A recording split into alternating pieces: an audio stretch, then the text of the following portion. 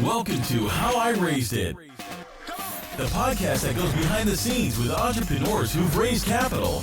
We uncover the tips, tricks, and techniques they use to get investors to write a check. Strap in and turn it up. Hi, welcome to another episode of How I Raised It, produced by foundersuite.com. Today I have Mike Selden of Finless Foods coming to us from, you said East Bay. Are you in Oakland or Berkeley? Yeah, I'm in my house in Oakland right now. Cool. Happy Memorial Day. We're recording this on Memorial Day. Both of us are working at least a little bit. What are you going to do for Memorial Day? Do you have any plans? My friends and I are going to play music later on. That's about it, though. I'm just going to do some emails, do some phone calls lazily from my house, and end up coming in tonight. What instrument do you play? Or in this, I'm playing bass and singing, and then I've got a friend on drums, a friend on guitar. We actually got the house that I have here because we thought we were going to play in the basement, but it's in a residential neighborhood, so we actually do the lobby at my company because it's in more of an industrial neighborhood, and there's just nobody there. We can be there as late as we want, so I just take all the instruments, jam them in a corner so we're not in anybody's way, and then at night, if we want to play, we can bring it out. That's awesome. And what type of music? We are mostly doing like post-hardcore and prog. I grew up in Boston, so like metal and punk have been like a very big thing for me my whole life. Anyone who sort of like spent time in Boston knows it's like a big chunk of the music that goes on there. And so just a few friends there, just sort of like playing mostly covers just for fun. We're not really a real band. What's your maybe most popular either cover or artist that you guys cover? We're covering a song called Arc Arsenal by At the Drive-In, which then ended up being the Mars Volta. And then we cover an Every Time I Die song. Those are two fairly popular bands, but I think, heavy music's not that popular, especially out here. So I don't know if people are going to know those. That's as good as we get. I like it. I'm not familiar with those guys too much. I love like early punk. I even went and saw Descendants at Berkeley like a couple months ago. Love it. That's awesome. Very cool. Well, let's get to your business. What is Finless Foods? What do you guys do? Yeah, so what we do at Finless Foods is we are making food. We're making fish meat specifically, but we're just growing it in a very different way from most people. So what we're doing is we're creating something that is on a cellular level, the same thing as the fish that people eat today. But instead of using an entire animal as a machine to grow that meat, we're just growing the meat directly. So we take a small sample of cells from a real live fish, like we're focused on bluefin tuna, pull those out, and then just grow them out into large amounts of meat so people can eat it. And so it's not a vegan or a vegetarian thing. It's not really like the Impossible Burger. It is really on a cellular level meat, but we're also not growing the entirety of an animal. And so, why we would want to do this or why anyone would be interested in this is it has a lot of really great effects for the environment, for our health, and for animals.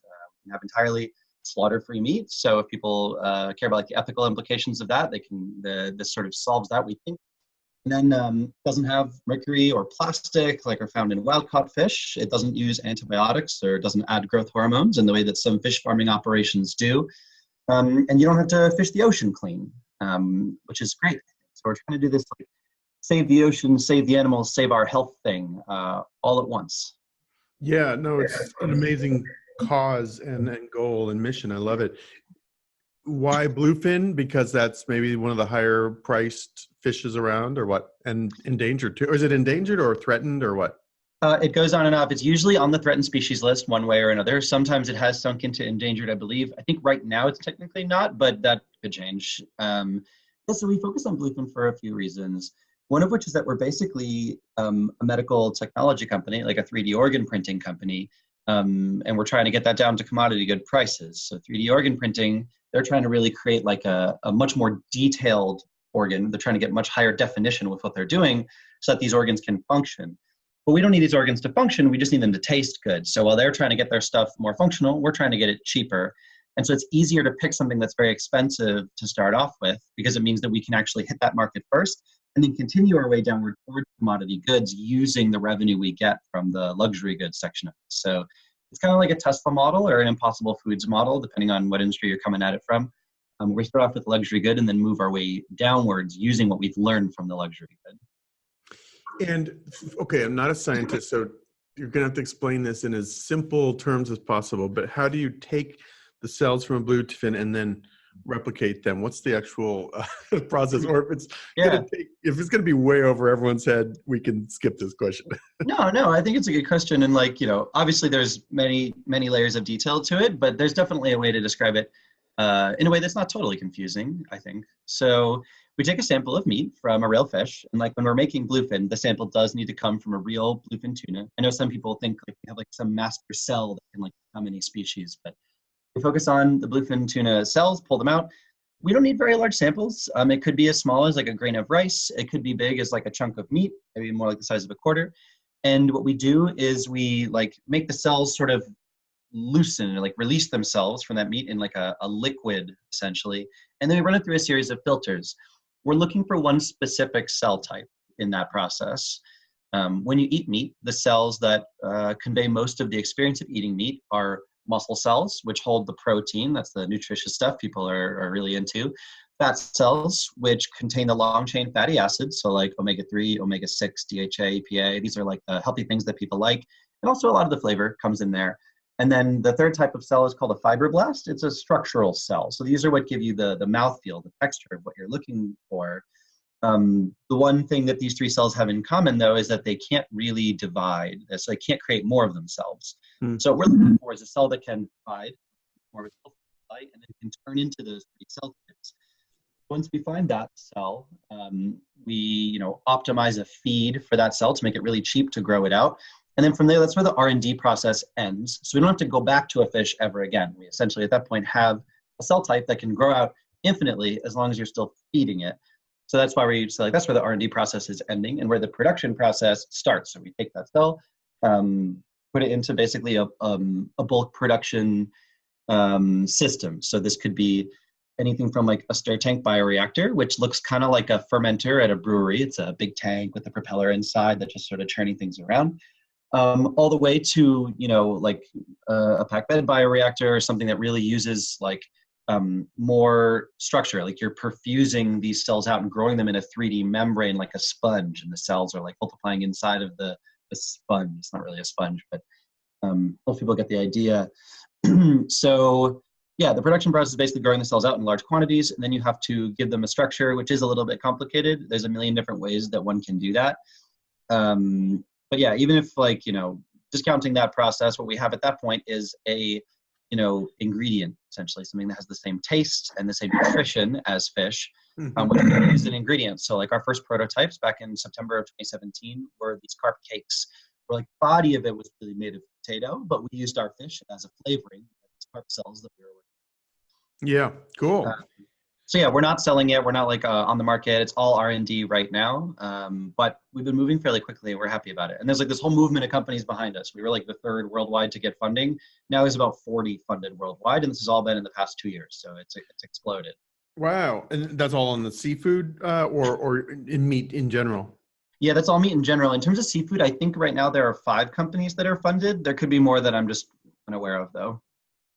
Amazing. And so I guess when would we see this in the market? And, being candid, like how similar to the real thing is it? Like, are we, yeah. Yeah, this is a good set of questions. So we're not doing timelines right now publicly, but we do see this being fairly soon. We need, we just want to make sure that what we're making is really, really good before we release it.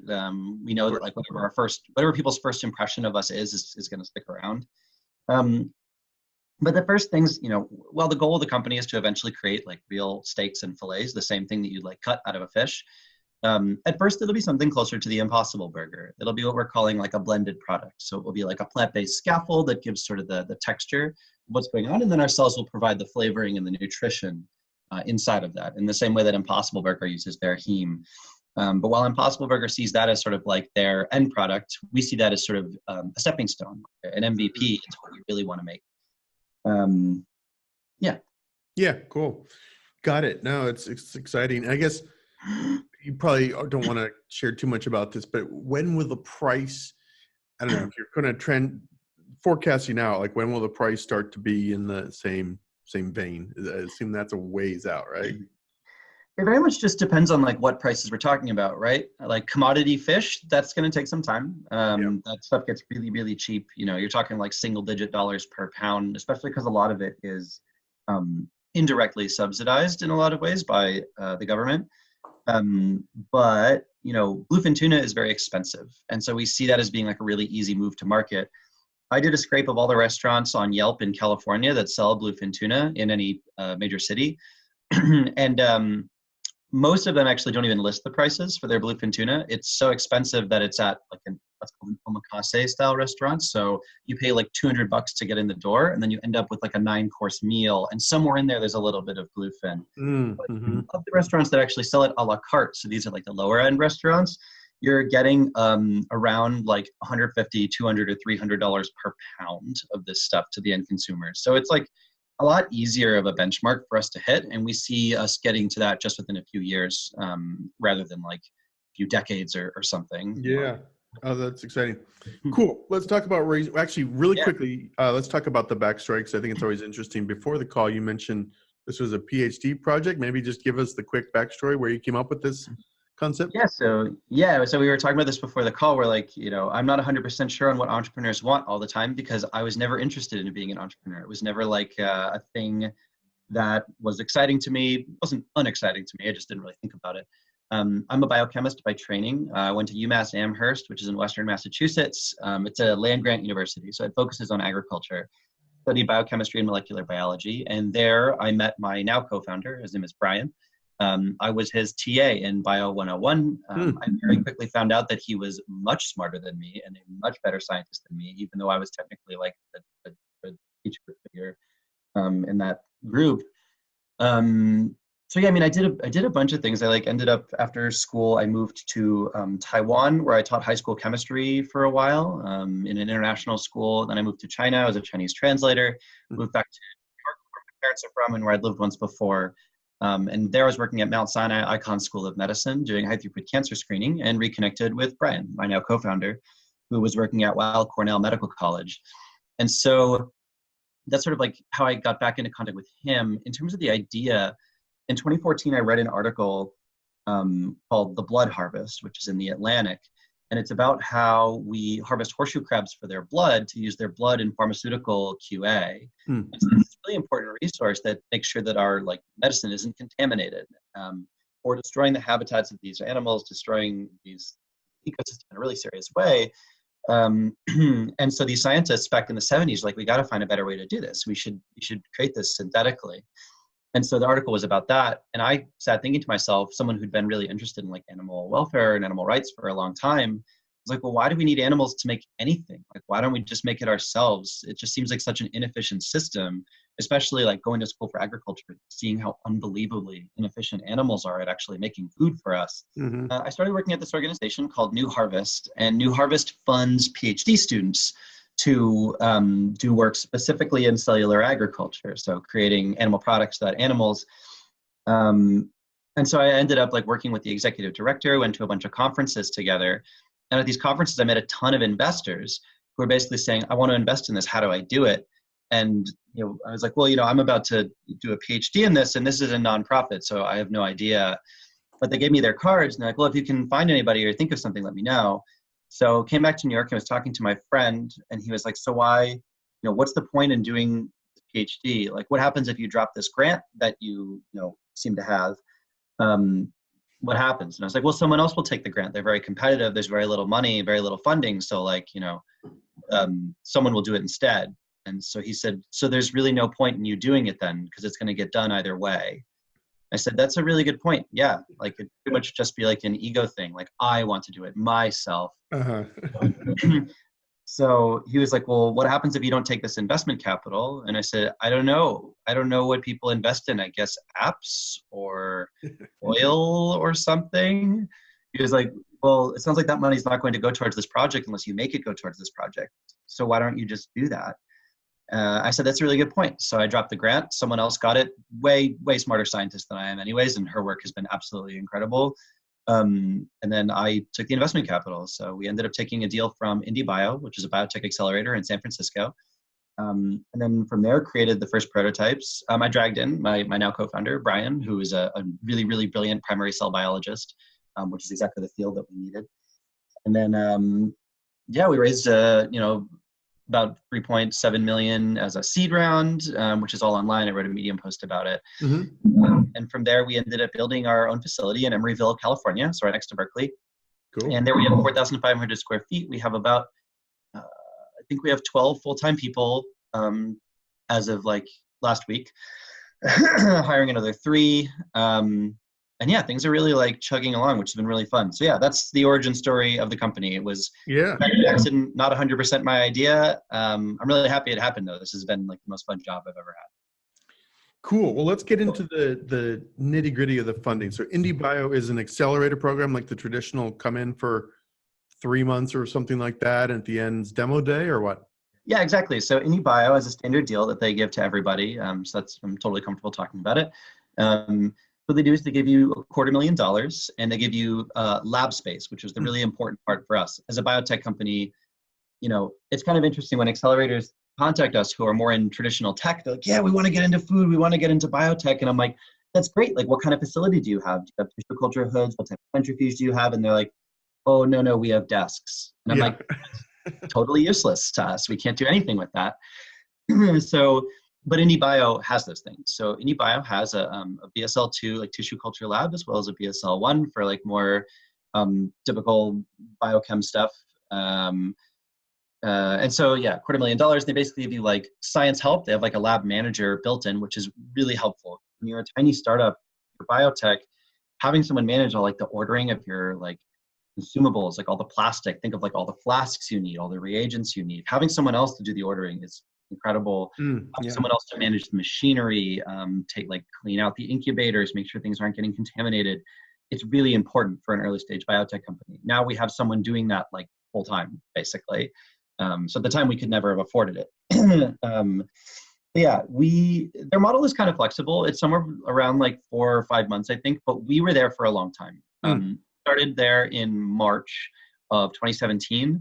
Technically the batch was supposed to start in May, but they're like, you can come whenever if you want to get started. And we're like, we want to get started. Yeah, sure. So we showed up in March, and then, so it was May to September. So that's 4 months, right? That's the typical amount of time, but we stayed there March to November. Just because biotech's kind of harder to move. We were having trouble figuring out where to go. But yeah, IndieBio is really amazing. There's a lot of really cool companies that have come out of it. Especially in our industry. They kind of jump-started the entire cellular agriculture movement. The vast majority of all the first companies all came out of IndieBio. Clara Foods, which does eggs, but is sort of similar in ethos to what we do, came out of our IndieBio. Memphis Meats, which does chicken, duck, and pork. New Age Meat, which does pork. Perfect Day came out of the Rebel Bio Accelerator, which is still in the same network as us. They've put through like some spider silk companies, some leather companies. Like it's been really, really big for like the future of food. So we are super proud to be a part of the network. People are making artificial spider silk. Is that Yeah, there's actually a bunch of companies now. So the biggest two, there's Bolt Threads, which is in Emeryville with us, not with us, but down the street, our neighbors. And then Spiber, which is in a very rural part of Japan. Yeah, spider silk is really, really incredible. It's unbelievably strong, extremely warm, extremely light, extremely breathable. It's just you can't farm spiders. They like don't do what you want. Right. But spider silk, it's just like it's basically a bunch of molecules, right? And so they're like, all right, well, let's just produce those molecules and then make that. That's if cool. you look behind this thing called the Moon Parka, you can look it up on YouTube. It's this really beautiful, like shimmering jacket that they made in partnership with North Face, and I want one. I do too already. Even before you describe it, I know I want it. That sounds really interesting. And then, all right, well, let's go forward a little bit to the seed round. So talk about raising that. And full disclosure, I guess we met originally at one of our startup funding events, or maybe just give the story of raising that round. Was this all a new, I'm assuming this is all pretty foreign to most investors at this point, or what? You tell the story. Yeah, so we were the first cell-based seafood company to exist / get funding. And really before us, in terms of the entire industry, we only had like Memphis Meats doing chicken and duck, and then Super Meat doing chicken in Israel. Hmm. So we're really like, and most of Meats kind of existed there in the Netherlands, and they're doing beef, but we were really near the front end of this, and people didn't quite know what to do with us. Coming out of IndieBio was such an extreme experience that they basically just encourage you. They're like, just raise notes, like just get yourself some money, get yourself out there. Don't worry too much about closing an equity round. And we found that to be really good advice. And now I advise to companies that are in our field. Equity rounds are great. Obviously, investors really like them. But like, especially as a first-time founder, the ability to execute on that and to understand like investor speak in terms of like what they actually are or are not going to do. I just tell first-time founders, I'm like, you're not going to know. You're not going to understand. All investors are going to sound like they're going to lead you around. They all sound like they're totally in 100% of the way, and pretty much none of them are. And so the notes advice was really good. So we raised our first seed round on notes entirely. We raised 3.7 million. And so Founder Suite plays into this in kind of a funny way. I met some Founder Suite representatives at, I think, Pioneers 500 in Vienna. Yeah. And the people, Hilda and Helga, they're Norwegian. They came to San Francisco, and we had traded contact info, I think, Facebook or something. And they were like, hey, we're having this event, and it's going to be free food. You should come. So I came to this Founder Suite event, and they were like, by the way, there is free food, but also you're going to be pitching. It's a pitch contest. I was like, oh, cool. Glad you told me. Which honestly is really good. I think they probably gave you a little more warning than you showed up, but I can't promise that. Who knows? Honestly, I think it's good. I think any founder, if you are, like really serious about what you're doing, you need to be able to do that. You need to be able to pitch on command, Sure. like, with whatever you've got. You need to be like, I'm not saying everyone should go around wearing suits or anything, but you need to be dressed in a way that if you're put in front of an audience, you're not going to look super schlubby, I think. That was a really big lesson for me. So actually there's a video of it on YouTube of me doing this at the Founder Suite event. And they had you all had, I guess, this like panel of judges, one of which was Billy Draper. And so, I went up and gave my like 2-minute spiel on Finless and sort of talked about, who we are, what we do. And Billy stopped the event and was like, did everybody see that? That's what all of your pitches should have looked like, which was very embarrassing for me, trying to sort of being like a teacher's pet in front of a bunch of strangers. But yeah, him and I traded info, and then Draper Associate, so like Draper's personal fund, ended up being one of the biggest investors in our round, and he really anchored our round and has been, him and Billy have been like really, really helpful. So I love hearing those stories, of course. Maybe did it just go as, he gave contact information, then you came in and pitched, more formally a week later, and then they decided we're going to lead this, and then you filled out the rest of the round, or kind of a little more play-by-play on the round? Yeah, so this is sort of going to show a little bit of how little I understood at the time as a founder. But basically, yeah, we traded contact info, and then I didn't understand who he was. I think like I messaged him, but like he didn't respond or something, and I didn't really think much of it. It was very frantic at the time. I wasn't using any program like Founder Suite to keep track of anything. Now we do. But basically, I got back in contact with him because a really amazing investor of ours called Hemisphere, they mostly invest in space stuff, and we're the only way you're really going to ever have meat in space, so they think that's cool. But they run an AngelList syndicate, and they're like, yeah, if you know any angels who, would be interested in joining in, let them know. And I was like, yeah, and I was just thinking like individuals that I know. I didn't understand who the Drapers were. I didn't know who Tim Draper was. I didn't know who Billy Draper was, other than as a guy that I met who was a judge at the thing. And so I messaged him and I was like, hey, do you do angel investing? Would you want to be a part of like this AngelList syndicate? Because when I did the event at Founder Suite, we weren't raising a round. And so I think he was sort of like, I'm not interested unless you're like doing something right now. And so he was like, oh, you're raising a round. You want to just talk about that separately? So we talked about it, and yeah, we had like a separate thing where I came into the office and I gave him a much more detailed idea of what we're doing, sent him a bunch of decks, answered a bunch of questions. And then they came in. But the round was almost fully done at that point. We were only planning on raising another $500,000. We were trying to get ourselves up to about like a little bit over 3. But he was like, I want to put in an entire $1 million, and wouldn't budge on it. And now we're really glad that he did, actually. He was like, don't use it to like do more. Just keep runway. Like make sure that you have runway, like your plan's not going to work the way you think it's going to work. And it's really helpful to have investors be honest about that kind of thing, where they're like, we believe you, that you think this plan is going to go exactly the way you think it's going to go. But I think it's really nice to hear when they're sort of like, but we know it's not going to. And so like, that's okay. You're not going to hit every milestone. You're not going to be 100% of what you thought you were going to do. And that's fine. Here's a bit of extra money to do that. I think what's been really tough but interesting about being a startup founder is like, a lot of this is just norms. Like there isn't like a book you can read and just know what's going to go on. You just have to be like, is this normal? Is this what people want? And eventually you like get used to like what's normal and what's not. IndieBio was really, really instrumental in that, because whenever I made a mistake or we made a mistake at Finless, it blew up in our face and was a problem, and then we learned from it. But what was cool about having an accelerator was like there were 11 other companies in the same space as us, and they would make mistakes. It would blow up in their face. We would suffer no consequences, but learn a lot from it. And they did from us, and that was huge. It was like 12 sets of mistakes for the price of one, which I loved. And I can't recommend that enough, at least for first-time founders. I'm not saying every company always needs to do an accelerator, but I thought that was super important. And then, even past that, like having the right lawyers. I mean, we have been always using a law firm that I really, really love out in Ohio called KMK. But, once we started working with the Drapers, they were throwing in terms for deals. And I was like, I don't know if this is normal. And our lawyers were like, we don't either. We don't do Silicon Valley stuff. So, we found a Silicon Valley law firm to also like really take care of that type of deal. Now we use both. In terms of like, they know what's normal. Like they see lots of Silicon Valley deals, so they can be like, yeah, that might look like a weird term, but everyone has it now, and that's just how things are. Versus like, I have no idea what's happening here. This is all bizarre. And especially as a first-time founder, but even just as a founder in general, understanding what the norms are is really important. And so that's why I really loved the accelerator thing. That's why I really thought that, still believe like having a law firm in the Valley has been really important to us.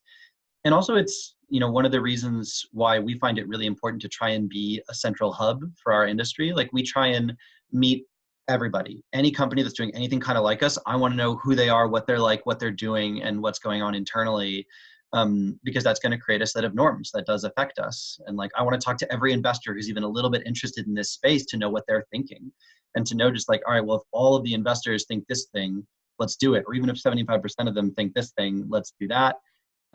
It's just been really helpful to just like, the more we've been social, going to events, trying to help other people, like, hey, if you want, shoot me your deck. I'll edit it for you. I'll let you know what other investors have told us, and just sort of like helping the like companies without any intent of getting something out of it. I think has had us get a lot out of it. I mean, it's helped us sort of understand what's normal and what's not, and that's been massive for us. So if there's any advice I can give to founders, it's like, help everyone who's doing anything kind of like what you're doing. It just helps you understand better what you should be doing in a million different ways. That's great. I love that. And you've seen that, or I've seen it for many years in Silicon Valley and in other entrepreneurial ecosystems, where it's like,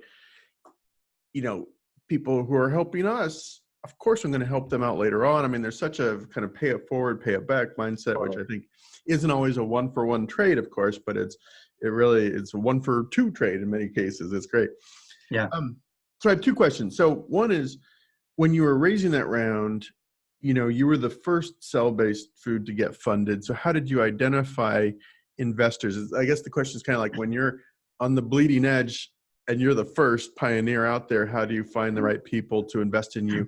And then kind of tailing onto that, now that there are 40 companies that have raised some money, does that make it a competitive field? Kind of a big question, but yeah. Yeah, so I can try and answer that. So, we were the first cell-based fish company to get funded. So a lot of what we do is just sort of looked at like, okay, what are the advantages of fish over, chicken, duck, and pork? Because there's certainly disadvantages and advantages. So we wanted to make it clear to these investors, like, hey, this is kind of a different play in a lot of ways. We're a very different company. Sorry, what was the original question? The original question is, how did you identify people that were possibly interested in your space when no one else has really done what you've done, right? When you're the pioneer. Yeah. So for us, I would say being in California has been really helpful. I'm from Boston, and we started the company in New York. I don't really like California. I don't like living here, and I don't want to live here. But I will say, people are more willing to try new things here. The East Coast environment for investing is considerably more traditional. They're very much thesis-based investors. They have like a bunch of boxes you need to tick. That said, when we started the company in New York, I have I have an advantage and a disadvantage. I know a lot of other founders, when they want to raise money, they go to family friends and stuff like that and have like their parents and their parents' friends help them with that. I did not grow up in an environment where I know millionaires. You know, my parents are professors at a college, and we don't have that kind of money. We don't know people who do. But what I did have was and is a lot of friends in New York who are reporters and who are journalists. And so I basically was like, who do you know that wants to run a story about this? I think this could be a pretty interesting story, and we'd love to like talk to other people. So, you know, the IndieBio network was massive for that. And also like my network back home in New York was really big, meeting and finding reporters and like working our way up that way of just like being in like a few articles and like less popular publications, like niche publications, and moving our way up until eventually we had our seed round. And like one of the big things that helped us raise that was we had a big event where we had our first fish tasting, and we had an exclusive with The Guardian, who put us on the front page of G2, which was amazing. Oh, wow. It really helped get people in. So that really helped us find investors who were motivated by what we're doing. Investors who read the article in The Guardian and who were like, this is so cool, I want to do this. And so we actually haven't, and more or less still haven't, ever cold emailed an investor, period. We have a contact form on our website, which allows investors to get in touch with us. And we, you know, when we're trying to sort of like stir up interest, we'll end up talking to the press again. And you can't, I really want to stress this enough. A lot of founders, even like really experienced people and people that I respect, think that the press are there to like be our advertising agency. They are not. And if you treat them that way, they are going to get so angry with you.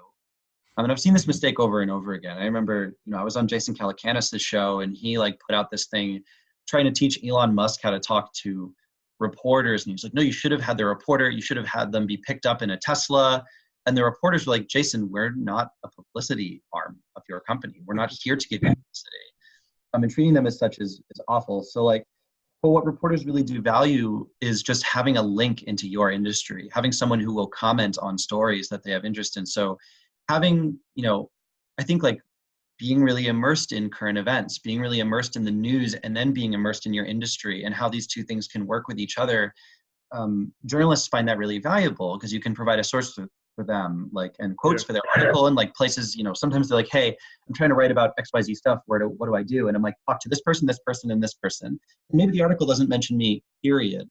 But it's just another thing, like you're building your ecosystem. You're showing people like, hey, I'm here to help. And like not coming at it in like a transactional way. Like it really only works if you do it with an eye towards never getting anything out of it. That is when you end up getting things out of it, ironically.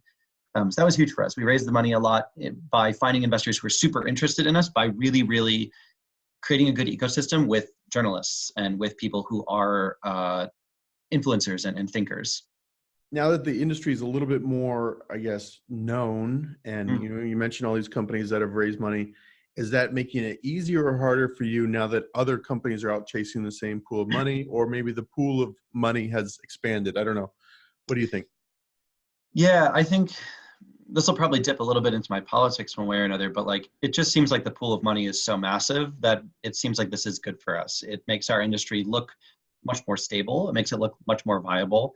There have been a bunch of companies who've all gone through technical due diligence. So investors are not like, is this some crazy like crackpot idea? They're like, oh no, these companies have gotten through lots of diligence with serious scientists, and people actually think that this is going to work. And so for us, there's just so much money out there, especially if you just look at like how much like wealth inequality has increased in America, which I think in general is a bad thing. But in terms of this, it is helpful for, you know, startup founders. There's so much capital in these VCs that like they're very willing to like look into something new like this, and especially an industry like ours that really promises to completely disrupt like food, like the entirety of food. People get very, very interested in that. And so I think it's been an advantage that there's been more companies rather than a disadvantage. And it's also just been fun to like learn from these other companies. They have lots of interesting ideas, and like we haven't thought of everything on our own, especially in biotech and in like, you know, hard science. there's so much going on that isn't communicated properly that you can, like, some other company can be like, we found this really weird little piece of IP that got developed by some random university in the middle of nowhere that we think can change the whole industry. And like, we didn't notice it. We had not seen it. We can't read every single academic paper that exists. But then, once they find it, we're like, oh man, that's a really good idea. We should look into building something like that. So having a real ecosystem and not being the only one has been really, really important for us. But I'm also saying that as somebody who like was one of the first in. So like we're considered like leaders, we're considered sort of the old guard at this point, which is really funny to me because it's only been like 2 years. Yeah, that's amazing. And I guess the Beyond Meat and Impossible Foods, which one of them went public? Was it Beyond? I mean, that's got to help bring some tailwinds into the industry when your investors are seeing big exits. And I think their stock popped quite a bit on their IPO day too, right? So do people bring that up? And are you pitching right now? And do people bring that up? Yeah, people do bring that up a lot. We get sent all those articles, Beyond the IPO this year, which was massive. My co-founder actually bought a bunch of stock and it was like quadrupled what he put in or something. I don't even remember how far up it went. I should really start investing in this stuff. It's really dumb that I don't. And then Impossible raised another 300 million because they started going and selling in Burger King. It's helped us a lot. And, our technology is different from theirs in a lot of ways. They're really like reconstituting plants and using that. And, the only argument against what they do really is like, well, it might not reach everybody. Some people really, really want meat and want like high end, like steaks and fillets. And right now those are both like ground products. And so, they really proved that like, hey, you can have a super viable business creating ground meat out of things that aren't animals. And we're saying, yeah, and we can do steaks and fillets with things that aren't animals. And I think that even though like investors come to us, they're like, this is great news, even though every time I'm like, it's not exactly our technology, it's not exactly what we do, I think they still get excited about it because they just see the potential for it on a business side. I think coming into this as a scientist, I was at first really annoyed that people used to equate us with Beyond and Impossible. I used to be like, that's not what we do. It's a totally different thing. Like, stop comparing us to them. But now I realize like a rising tide lifts all boats. And like, I mean, obviously I love what they do. I was vegan for like a decade. So I love both their products. Like this stuff's amazing, the Beyond Burger and the Impossible Burger. And I think that it's really done a lot to increase our footprint. Like people are more interested in what we're doing. And like, there was a really big article on Pat Brown, the CEO of Impossible Foods. And the reporter talked to me. He's like, you've met Pat. Like, what do you think of their strategy? What do you think of him as a person? So, we got tons of people calling in and being like, hey, I want to work for you. Like, I'm a chemical engineer. I'm a cellular biologist. And I read your quotes in the article about Pat Brown and what you're doing is so cool. So it's been like more invested lead, more really dedicated people who want to work as employees here, people who want to have partnerships with their company. It's been awesome for us. That's awesome. That's great. All right. One more question. I'll let you go. Get back to building fish. Any other thing, lesson learned we haven't covered, or any advice you would give your younger self if you were doing this all over again? You could go back in time.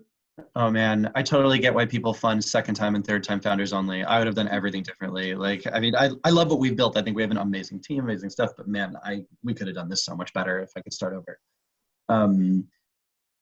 I think, some of the main things that really, one of the huge pieces of advice that I try and give to founders that like nobody ever follows for some reason is like, immerse yourself in social justice oriented spaces. It will make you a 500 times better manager. And I know that a lot of founders like don't love that kind of politic and like don't love that kind of thought, but like understanding what people want on the employee side of this is huge. And just being able to communicate with them and give them the things they want in terms of like a safe work environment, a diverse team. A lot of founders are, like straight, cis, tall, white guys like me. And so we don't have a huge diversity of thought. Being immersed in other spaces is super important. I mean, even just the basic idea of like, if the business person on your team is not immersed in that type of thinking and starts telling the scientists what to do, for me and my history in political organizing, I'm like, well, I would never tell someone what to do about their lived experiences and like their expertise. Same goes here. Like I would never have one of our business people like tell the scientists what to do. It's like, well, that's not your expertise. That's not what you know. If you have 4 scientists arguing against one business person, go with the scientists. Like, they're the ones who know what's happening. And I think you're only going to get that when you can sort of like really start listening to people and understanding that type of idea, that type of thinking, where you're sort of trying to meet people where they're at, and you're trying to let people talk about their expertise, rather than just letting the loudest voices steamroll other voices. And that's been huge. And it's super important for like, you know, satisfaction and like the idea of like how to run a company. I know a lot of people are like, well, when people screw up, you know, we bring them in for a meeting and we reprimand them. It's like, no, we need to think like restorative justice. It's not like, you know, throwing people in jail in real life is not helpful. Like, talking to them and being like, okay, something has gone wrong. How do we fix it together? I think that type of like thinking and that type of dialogue really happens a lot in like social justice-y style spaces. And I think that it's one of the most important things that I've used in management of Finless. And I think it's given us a huge advantage over a lot of other founders. That's interesting. Yeah, that's very, I haven't heard any advice like that before. So it's good to have the new and diverse advice. I like it. Cool. Awesome. Good stuff. So if people want to learn more, it's finlessfoods.com. Anything you want to promote or plug, open jobs, anything you want to put out there? Yeah, I mean, we're looking for cellular biologists. I don't know how many, you know, I don't know if that's the audience of this podcast, but like, we're always looking. It's a really fun field. And I mean, people should just get involved. Like, if you're really interested in this field, there's ways to be involved. The New Harvest Conference, which is at MIT near Boston, is happening in July. It's a really great picture of like how this field is. If you want to get into it, that's how I really started getting into it. I showed up to the New Harvest Conference in 2016, met a bunch of people, and those were the initial links to this industry. And that's how I started Finless. So, you know, people ask me like, how do I get into the industry? I'm like, go to the conferences. New Harvest is like, there's New Harvest and there's a Good Food Conference. Those are the two big journalist-heavy conferences, like industry-heavy. And then if you're a scientist and you want to like learn more about the science side of things, there's the Maastricht Conference, which is in the Netherlands. And that's more of like an academic conference. So if you're not a scientist, don't go. It's super boring. But if you are a scientist, please do go. It's very exciting. So yeah, and then finlessfoods.com if you want to get in touch with me. I'm on LinkedIn, Michael Selden, fairly easy to find. And yeah, thanks so much for having me on. Yeah, no, this is cool. It's so neat what you're doing, and I can't wait to see this industry grow and solve some of the world's problems. I mean, this is awesome that you guys are out there doing this. So it makes me so sad whenever I hear reports about fish stocks being depleted, and you know, it just So this is exciting to hear some entrepreneurial solutions to some of these massive problems. So I wish you the best. I'll be looking forward to eating my first sushi roll or something. Thank you. All right. Thanks so much, Mike. Have a good Memorial Day. You too. Have a good one. Bye. Bye.